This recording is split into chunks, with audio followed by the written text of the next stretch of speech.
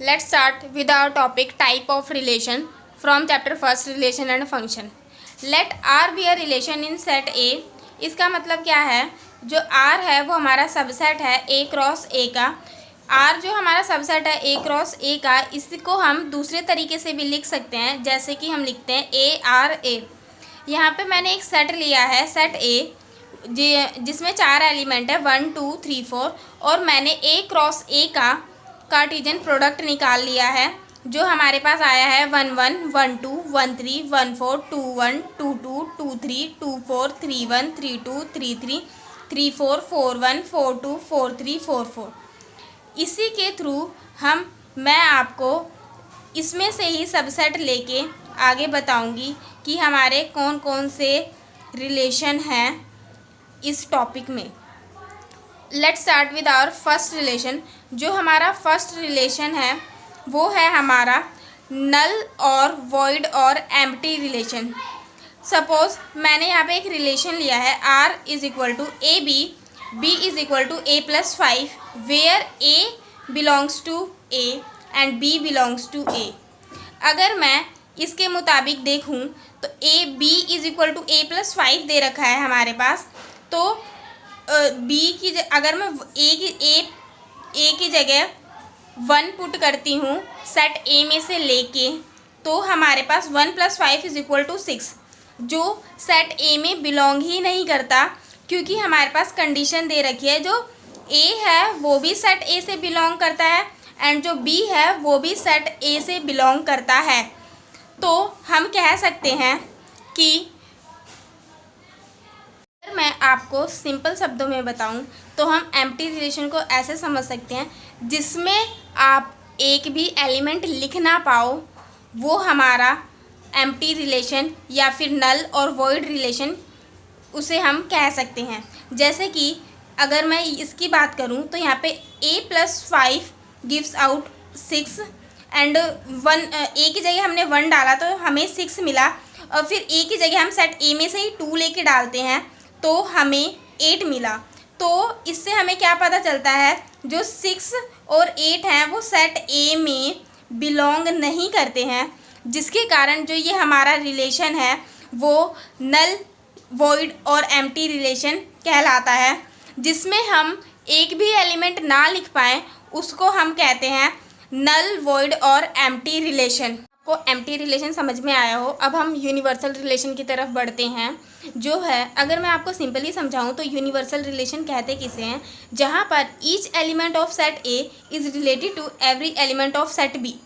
हमारे केस में set B नहीं है, तो हम यहाँ पे लिखेंगे every element of set A, क्योंकि हमारे पास जो क्रॉस प्रोडक्ट है वो ए मल्टीप्लाई ए का है, यानी ए क्रॉस ए का कार्टेशियन प्रोडक्ट हम लेके चल रहे हैं, जिसकी वजह से मैंने यहाँ पे लिखा है एवरी एलिमेंट ऑफ सेट ए, यानी कि सेट ए के सारे एलिमेंट सेट बी के सारे एलिमेंट के साथ रिलेटेड होने चाहिए।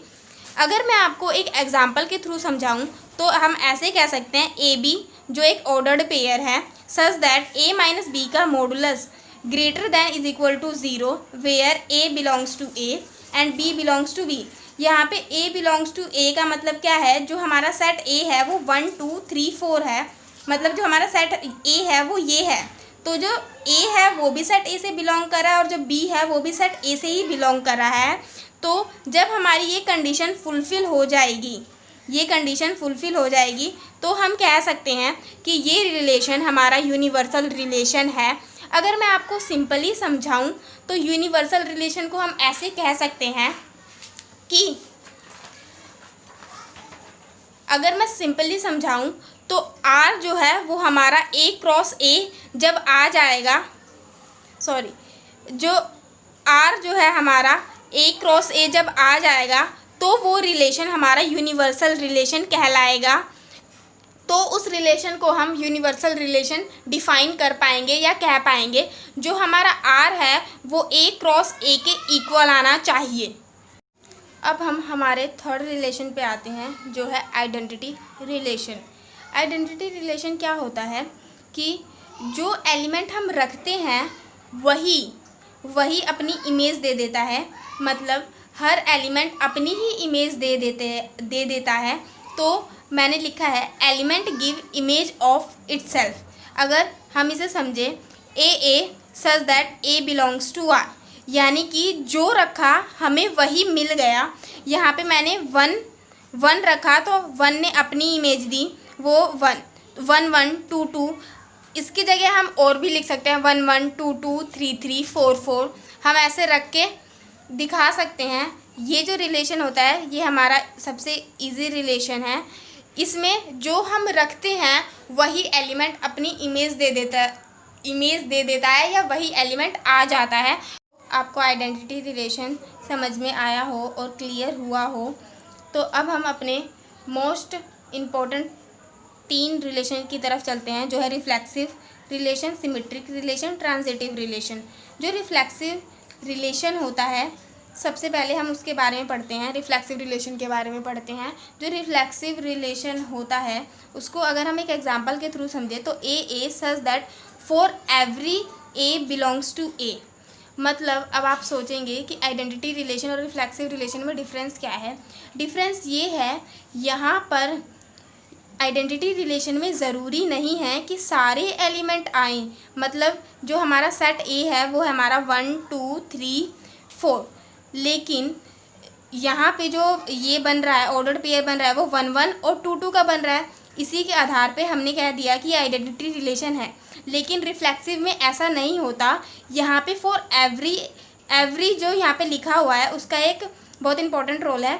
मतलब कि जो सेट ए के जितने भी एलिमेंट हैं उनका पेयर बनना चाहिए। मतलब जो सेट ए के अंदर हैं उनके सारे ऑर्डर्ड पेयर बनने चाहिए, हर एक एलिमेंट के डबलेट होने चाहिए। अगर हम इजी लैंग्वेज में कहें तो सेट ए के अंदर जितने भी एलिमेंट हैं, सेट ए के अंदर जितने भी एलिमेंट हैं उनके डबलेट मौजूद होने चाहिए उस रिलेशन में।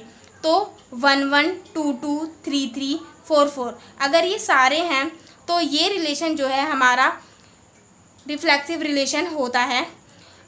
मैंने थोड़े और एग्जांपल दिए हैं ताकि आपको एक आइडिया मिल जाए या थोड़ा क्लियर हो जाए कि रिफ्लेक्सिव रिलेशन होता कैसे है।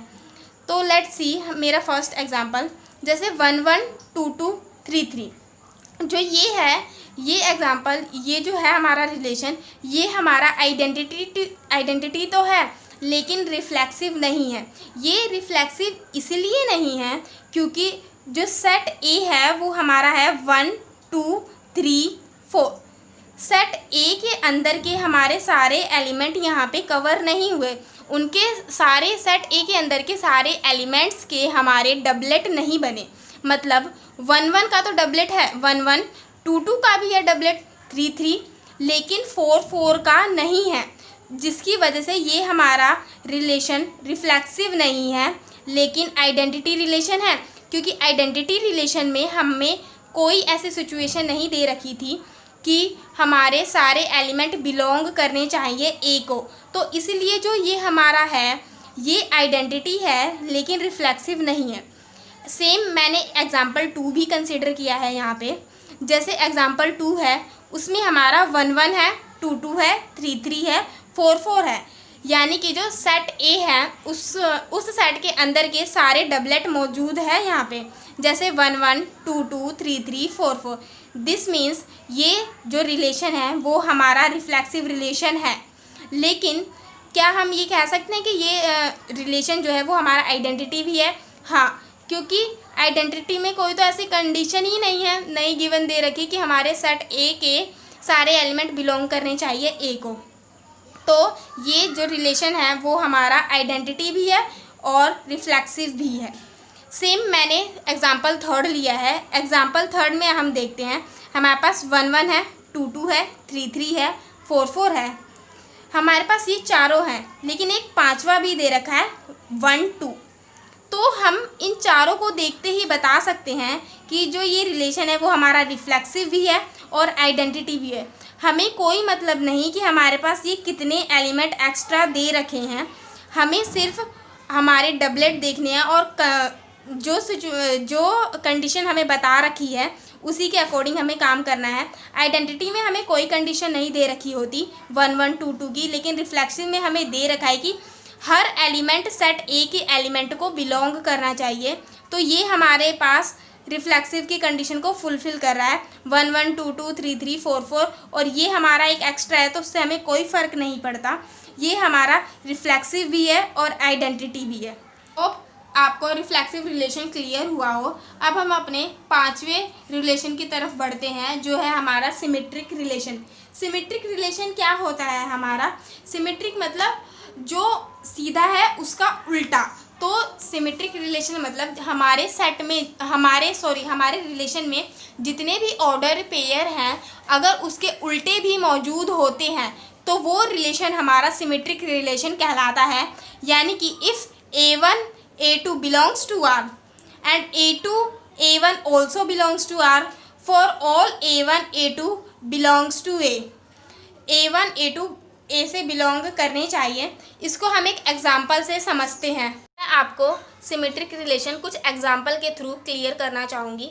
जो पहला हमारा एग्जाम्पल है A, वो है हमारा R सेट, जो R रिलेशन है उसमें 1 2 है, 2 3 भी है, 1 1 भी है।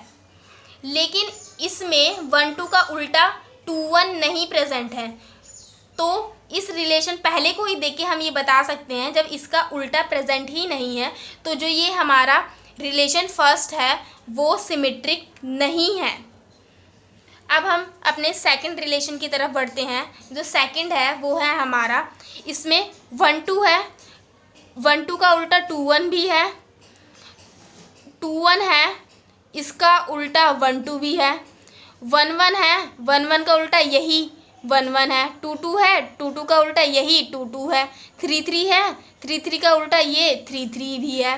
तो ये जो हमारा रिलेशन है वो हमारा सिमेट्रिक रिलेशन कहलाएगा।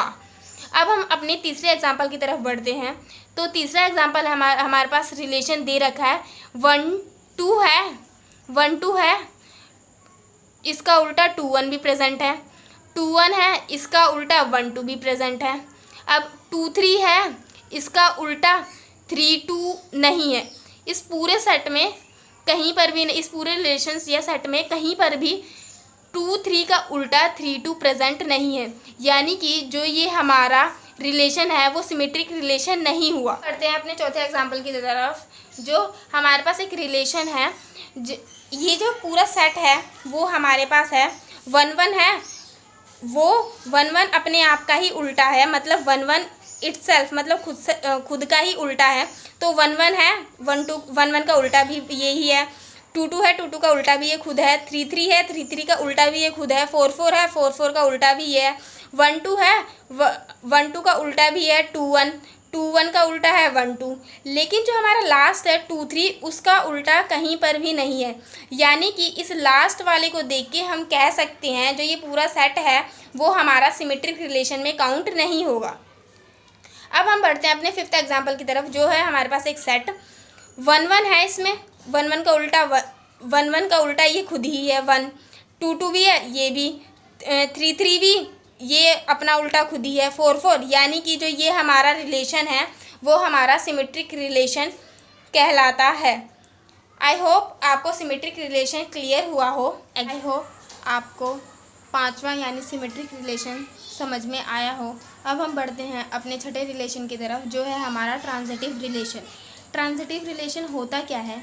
जैसे कि अगर हम माने AB बिलोंग्स टू R है और BC बिलोंग्स टू R है and AC also belongs to R है, तो वो रिलेशन हमारा ट्रांजिटिव रिलेशन कहलाएगा, या फिर हम उसको ट्रांजिटिव रिलेशन कंसीडर करेंगे। लेकिन ट्रांजिटिव रिलेशन को थोड़ा कंसीडर करने के लिए सिर्फ यही होना काफ़ी नहीं है कि AB बिलोंग्स टू R है, BC बिलोंग्स टू R है और AC बिलोंग्स टू R है। अगर मैं आपको एक एग्जांपल के थ्रू समझाऊं तो एग्जांपल में हम देखेंगे, जैसे कि ये एग्जांपल एक रिलेशन R है। R जो है वो सेट है 1 2 और 3 4, 1 2 एंड 3 4 का। तो जो यहाँ पे AB है वो तो हमारा ये हुआ AB, लेकिन क्या हमारे पास यहाँ पे BC प्रेजेंट है? यहाँ पे BC नहीं है। कभी भी किसी भी सेट में अगर ऐसा हो कि हमारे पास AB है लेकिन BC नहीं है, BC नहीं है, तो वो रिलेशन हमारा या वो सेट हमारा ट्रांजिटिव कहलाएगा। जैसे हमारे पास ए बी है, बी सी है, तो ए सी को ढूंढने का, ए सी को फाइंड आउट करने का कोई रीज़न ही नहीं है, क्योंकि हमारे पास ए बी है लेकिन बी सी तो प्रेजेंट ही नहीं है। जब बी सी नहीं है तो ए सी को ढूंढने का सवाल ही पैदा नहीं होता। तो हम कह सकते हैं ये जो रिलेशन है या ये जो सेट है हमारा, वो हमारा ट्रांजिटिव होगा। ऐसे ही अगर हम ट्रांजिटिव को और अच्छे से समझें, पहली कंडीशन तो क्या है ट्रांजिटिव के लिए, ए बी है, बी सी है और ए सी प्रेजेंट है उस सेट में या उस रिलेशन में, तो उसे हम ट्रांजिटिव कहेंगे। लेकिन ए बी है, बी सी है ही नहीं, तो ए सी को ढूंढने की कोई ज़रूरत ही नहीं, तो वो जो सेट वो हमारा हुआ, वो हमारा ट्रांजिटिव हुआ। हमारा जो ट्रांजिटिव नहीं होगा वो सिर्फ एक ही केस में होगा, वो होगा हमारे पास ए बी है, बी सी है, लेकिन हमारे पास ए सी जब नहीं होगा तो जो वो हमारा सेट या जो रिलेशन है वो हमारा कहलाएगा नॉट ट्रांजिटिव। वो हमारा जो सेट या रिलेशन है वो नॉट ट्रांजिटिव कहलाएगा, क्योंकि उसमें ए बी है, बी सी है, लेकिन ए सी प्रेजेंट नहीं है। तो अगर हम इसे और एग्जाम्पल की तरफ से समझें तो हम ऐसे समझ सकते हैं। हमारा पहला एग्जाम्पल है कि जो एक रिलेशन है 1 2 2 3 एंड 1 1 का, हमारे पास यहाँ पे ए बी है, बी सी है, लेकिन ए सी प्रेजेंट है ही नहीं। हमारे पास ए बी है, बी सी है, लेकिन हमारे पास ए सी प्रेजेंट ही नहीं है। मतलब कि ये सिचुएशन चल रही है हमारी, ए बी है, बी सी है, ए सी नहीं है, यानी ये जो हमारा हुआ ये हुआ हमारा नॉट ट्रांजिटिव, ये ट्रांजिटिव में कंसीडर किया ही नहीं जाएगा। अब अपने एग्जाम्पल नंबर 2 की तरफ, जो एग्जाम्पल नंबर 2 है वो हमारे पास ये है। तो एग्जाम्पल नंबर 2 में हम हर एक को कंसिडर करके ए बी, बी सी और ए सी फाइंड आउट करने की कोशिश करेंगे। तो अगर हम पहला देखें तो यहाँ पे ए बी है, बी सी भी है एंड ए सी भी प्रेजेंट है, यानी कि जो ये हमारा हुआ वो ट्रांजिटिव हो गया। ऐसे ही हमें सबको ढूंढना है। अब हम देखें 2 1 है, यानी अब ये जो 2 1 बन गया ये ए बी बन गया, ए बी है, बी सी है और ए सी भी है। ए सी हमारा क्या हुआ 2 1, यानी कि ये खुद ही हमारे पास ए सी का प्ले भी रोल कर रहा है यही, तो ये हमारे पास ए सी में भी कंसिडर किया जाएगा।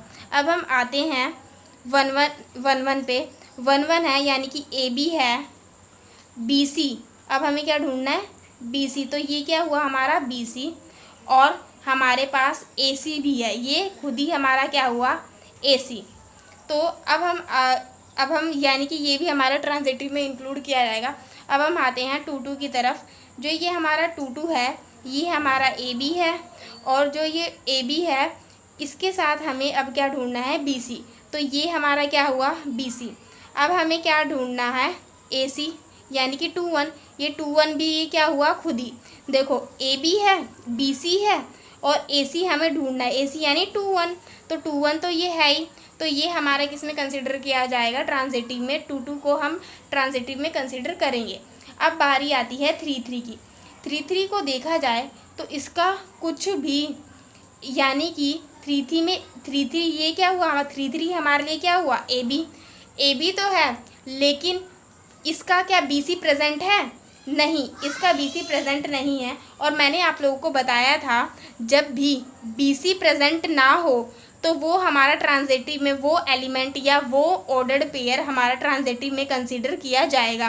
तो ये जो एलिमेंट हुआ ये हमारा किस में कंसीडर किया जाएगा ट्रांजिटिव में कंसीडर किया जाएगा। अब बारी आती है इसकी 1 3 की।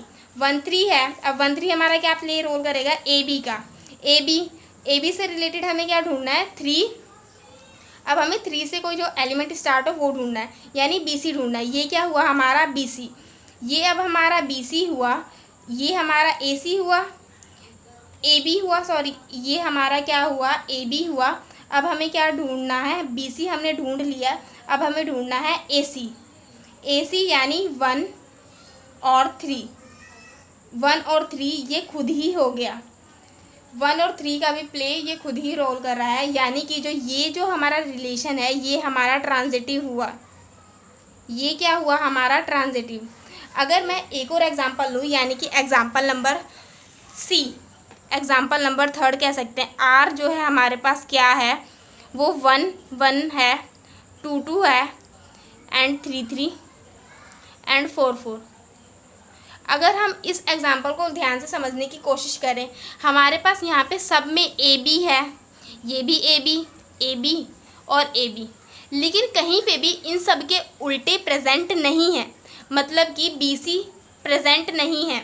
ए बी तो प्रेजेंट है लेकिन बी सी प्रेजेंट नहीं है, उल्टे नहीं, सॉरी, बी सी प्रेजेंट नहीं है, जिसके कारण ये जो हमारा क्या हुआ, ट्रांजिटिव हुआ, एन एस ट्रांजिटिव, ये हमारा ट्रांजिटिव में कंसीडर किया जाएगा। क्योंकि जैसे मैंने आपको पहले बता दिया था, ए बी है लेकिन बी सी नहीं है, तो ए सी को ढूंढने का कोई मतलब ही नहीं बनता, जिसके कारण जो हमारा सेट या फिर एलिमेंट होगा वो हमारा ट्रांजिटिव रिलेशन में कंसीडर किया जाएगा। समरी, ये छोटी सी समरी मैंने बनाई है।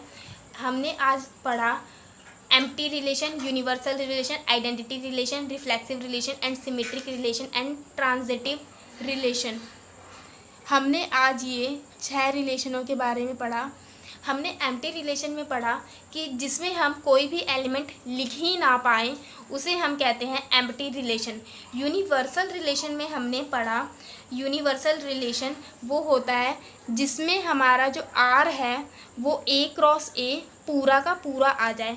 और आइडेंटिटी रिलेशन वो रिलेशन होता है जिसमें जो एलिमेंट है वो अपनी ही इमेज देता है, वो अपनी ही इमेज देता है, जैसे कि 1 1 2 2 3 3 4 4 ऐसे। लेकिन फिर हमने पढ़ा रिफ्लेक्सिव रिलेशन। रिफ्लेक्सिव रिलेशन जो हमारा होता है उसमें सेट ए के सारे एलिमेंट का डबलेट, यानी उनका डबल होना चाहिए। जैसे सपोज़ हमारे पास सेट ए है 1 2 3, हमारे पास सेट ए जो है वो है 1 2 3, तो हमें इन सभी का एवरी एलिमेंट ऑफ सेट ए उनके डबलेट चाहिए होते हैं, जैसे 1 1 2 2 2 2 और 3 3। जब ये हमारी कंडीशन फुलफिल होगी, जब सेट ए के सभी एलिमेंट का डबल बनेगा, ये डबल बनेगा, तो हम उसे कहते हैं रिफ्लेक्सिव रिलेशन। सिमेट्रिक रिलेशन में हमने पढ़ा कि अगर हमारे पास जैसे कोई एक है ऑर्डर पेयर 1 2 और उसका उल्टा यानी 2 1 प्रेजेंट हो उस सेट के अंदर, तो उसे हम कहते हैं सिमेट्रिक रिलेशन। मैं आपको रिफ्लेक्सिव रिलेशन के बाद हमने ट्रांजिटिव रिलेशन पढ़ा, और ट्रांजिटिव रिलेशन की समरी है। ट्रांजिटिव रिलेशन को अगर हम ब्रीफ में समझना चाहें तो ऐसे समझ सकते हैं, अगर हमारे पास ए बी है, बी सी भी है और ए सी भी है, तो वो जो सेट होता है या फिर वो जो रिलेशन होता है वो हमारा ट्रांजिटिव रिलेशन में इंक्लूड किया जाता है हमारे पास। और सेकंड, अब हमारे पास सेकंड केस क्या होता है, हमारे पास ए बी है, बी सी है, लेकिन ए सी बी सी है ही नहीं, सॉरी, हमारे पास ए बी है, बी सी है, लेकिन ए सी है ही नहीं, तो वो जो हमारा रिलेशन होता है वो भी हमारा ट्रांजिटिव में इंक्लूड किया जाता है। क्योंकि अगर हमारे पास बी सी नहीं है तो ए सी को ढूंढने का सवाल ही पैदा नहीं होता, हम ए सी को ढूंढेंगे ही नहीं, और वो रिलेशन हमारा क्या कहलाता है, ट्रांजिटिव रिलेशन में कंसिडर किया जाता है। अब थर्ड हमारे पास क्या आता है, जो थर्ड है वो है हमारे पास ए बी है, बी सी है, लेकिन ए सी है ही नहीं, तो वो हमारा ट्रांजिटिव में इंक्लूड नहीं किया जाएगा। हमारा केवल एक ही केस में ट्रांजिटिव में इंक्लूड नहीं किया जाएगा, जब हमारे पास सिचुएशन हो ए बी है, बी सी है, लेकिन ए सी है ही नहीं, तो हम उसे ट्रांजिटिव के अंदर इंक्लूड नहीं करेंगे। लेकिन अगर हमारे पास ए बी है, बी सी है और ए सी भी है, तो हम उसे ट्रांजिटिव में इंक्लूड करेंगे।